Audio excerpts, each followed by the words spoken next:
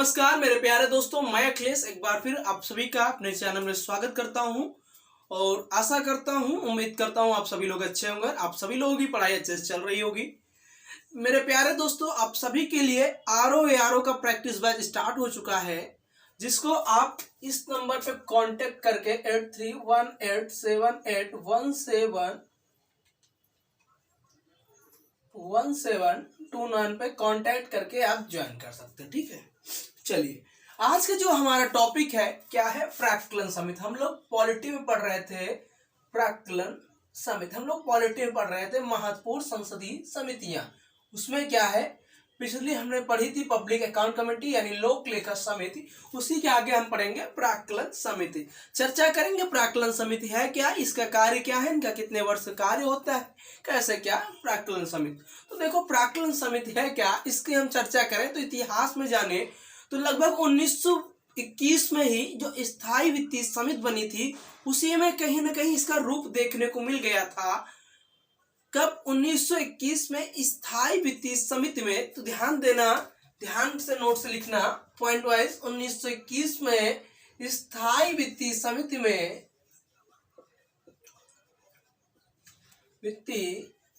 स्थायी वित्तीय समिति में क्या कहीं ना कहीं इसका रूप देखने को मिल गया, परंतु उस समय ये क्या हुआ, फाउंड नहीं हो पाई, यानी बनाई नहीं जा सकी। ठीक है, यानी कि यह 1921 में बनाई नहीं जा सकी। ठीक है, उसके बाद हम आजादी में आए तो आजादी में 1950 में जब हम भारत आजाद हो गया तो प्राक्कलन समिति की गठन किया गया। किसका गठन किया गया, प्राक्कलन समिति का गठन किया गया। ठीक, कब किया गया, 1950 में, क्योंकि उस समय जो वित्त मंत्री थे, कौन थे, वित्त मंत्री जॉन मथाई। कौन थे भैया, जॉन मथाई। इन्हीं की अध्यक्षता में प्राक्कलन समिति का गठन किया गया। यानी जो प्राक्कलन समिति है इसका गठन कब किया गया, तो प्राक्कलन समिति का गठन किया गया 1950 में, लेकिन उसका अगर हम कहीं रूप देखें तो 1921 में स्थायी वित्तीय समिति में देखने को मिलता है, अगर हम देखें तो। ठीक है, 1950 में वित्त मंत्री जॉन मथाई की अध्यक्षता में प्राक्कलन समिति का गठन किया गया। और सभी को पता है कि हमारे यहाँ पे संसद के 2 सदन होते। देखो, संसद के 2 सदन होते हैं। एक क्या होता है भैया, लोकसभा होता है आर्टिकल 81 और एक क्या होता है भैया, राज्यसभा, जो इसका आर्टिकल क्या 80 है और संसद स्वयं 79 में बैठा हुआ। ठीक है, यानी कि तो यहाँ पे बताया गया जो प्राक्कलन समिति के सदस्य होंगे, कौन भैया, प्राक्कलन समिति के जो सदस्य होंगे वो कितने थे, प्रारंभ में 1955 तक इसमें कुल कितने सदस्य होते थे, तो कुल 25 सदस्य होते थे।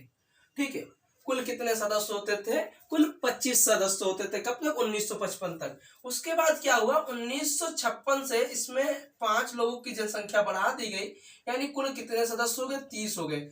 तो प्राक्कलन समिति में कुल कितने सदस्य होते हैं वर्तमान समय में, 1956 के बाद से यानी वर्तमान समय में कुल 30 सदस्य। और सबसे खास बात क्या बनाती है प्राक्कलन समिति की, कि जो 30 के 30 सदस्य होते हैं भैया, वो कहां से होते हैं, लोकसभा से होते हैं। यानी यहाँ पर प्राक्कलन समिति में राज्यसभा के सदस्यों का कोई भी प्रतिनिधित्व नहीं होता है।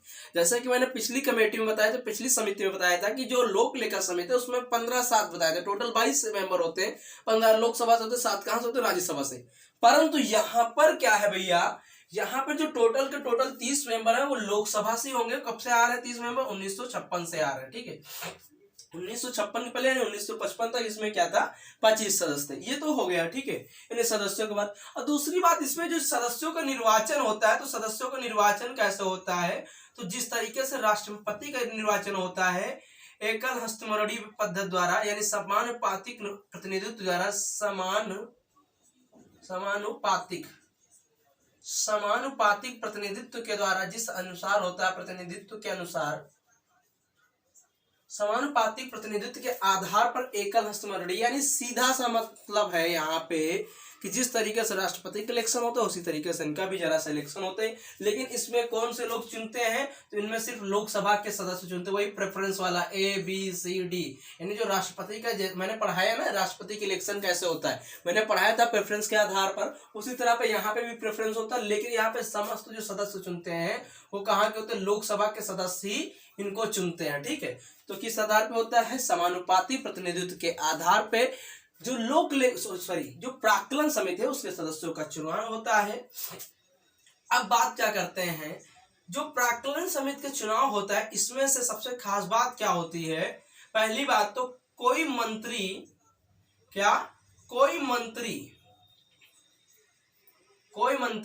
सदस्य नहीं हो सकता है, नहीं हो सकता है। इसका मतलब समझे, यानी कहने मतलब है जो ये 30 मेंबर हैं इनमें से कोई भी मंत्री ऐसा नहीं होगा, जो मंत्री पद पे होगा वो सदस्य नहीं होगा। यानी प्राक्कलन समिति में कोई मंत्री जो अगर है तो वो प्राक्कलन समिति का सदस्य नहीं हो सकता है। ठीक है, अब बात करते हैं क्यों नहीं हो सकता, तो इसका कार्य क्या है समझ जाओगे अपने आप। देखो, तो प्राक्कलन समिति का जो कार्य है वो क्या करता है, जो वित्तीय वर्ष होता है उसमें क्या करता है भैया, बजट में ये जो वित्तीय खर्चे हैं उनका अनुमान लगाता है।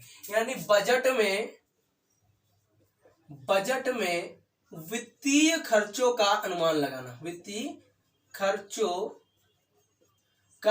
लगाना, यानी जैसे कि मैंने बता दिया, देखो ऐसे में समझ लो, ऐसा समझो, मैंने कहा था ना कि जो बजट जब मैंने पढ़ाया था तो मैंने कहा था प्रत्येक मंत्रालय अपने अपने अनुदान की मांग करता है, तो उसमें ये देखता है, ये प्राक्कलन समिति यही निरीक्षण करती है कि क्या इसने जितना मांगा है क्या इतना वाकई में इसको देना चाहिए या उसमें कुछ किफायत रूप में बचाया जा सकता है।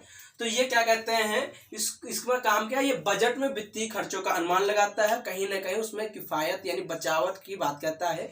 इसीलिए हम किसी अन्य नाम से जानते हैं, इसे तो ये कहते हैं किफायती समिति, इसे हम किफायती समिति के नाम से भी जाना जाता है। अगर एग्जामिनर तुमसे पूछ ले किस कमेटी को या किस समिति को हम किफायती समिति के नाम से भी जानते हैं, तो क्या है, प्राक्कलन समिति। समझ में आया, प्राक्कलन समिति को हम किफायती कमेटी के नाम से भी जानते हैं। ठीक है, तो बजट में इसका कार्य क्या है, बजट में वित्तीय खर्चों का अनुमान लगाना और कहीं ना कहीं वहां पे कम खर्च में ज्यादा काम करने की योजना देना, सुझाव देना, यही क्या काम है प्राक्कलन समिति का।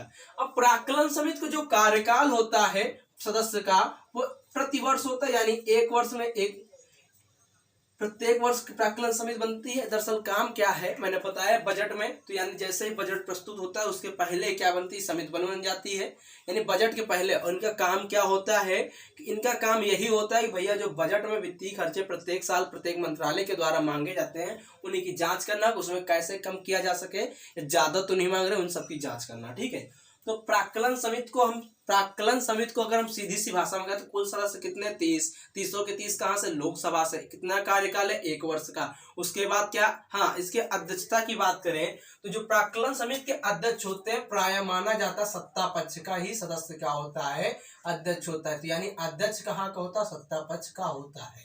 ठीक है, सत्ता पक्ष का अध्यक्ष होता है, सत्ता पक्ष का अध्यक्ष होता है। जो अध्यक्ष होता है भैया कहाँ का होता है, सत्ता पक्ष का होता है। ठीक है, तो प्राक्कलन समिति की स्थापना कब हुई, 1950 में जॉन मथाई की अध्यक्षता में। उसके बाद कुल सदस्य कितने, तो भैया कुल सदस्य 22 है। प्राक्कलन समिति की अध्यक्षता किसके अंतर्गत आती है, जॉन मथाई के अंतर्गत। 1950 में स्टैब्लिशमेंट होता है। कुल सदस्य 30 है, 30 के 30 कहाँ से, लोकसभा से है। सबसे खास बात, उसके बाद कार्यकाल कितना है, 1 वर्ष है। ठीक है, कार्यकाल 1 वर्ष है। उसके बाद इसका जो अध्यक्ष होता है सत्ता पक्ष का होता है। इसका कार्य क्या है, इसका कार्य है बजट में वित्तीय खर्चों का अनुमान लगाना, उनमें कहीं ना कहीं कम करवाना, यानी किफायती समिति का काम करता है। तो इसे हम किस किफायती समिति के भी नाम से जानते हैं। 1956 से इसमें 30 सदस्य होने लगे, उसके पहले 1955 तक 25 सदस्य होते थे। यही क्या कहलाती है भैया, प्राक्कलन समिति कहलाती। कोई दिक्कत नहीं। यही था तुम्हारी प्राक्कलन समिति। और फिर से कहूंगा जिनको RO का प्रैक्टिस बैच ज्वाइन करना है वो इस नंबर पे ज्वाइन कर सकता है, 83 18 78 17 83 18 78 17 29 पे। ठीक है, तो आज के लिए इतना ही। उम्मीद करता हूँ आपको समझ में आए। फिर भी कोई डाउट हो तो पीछे कमेंट सेक्शन में प्लीज नीचे पूछे। और आज के लिए इतना ही। पढ़ते रहे, मुस्कुराते रहे। जय हिंद, जय भारत। जय हिंद, जय भारत।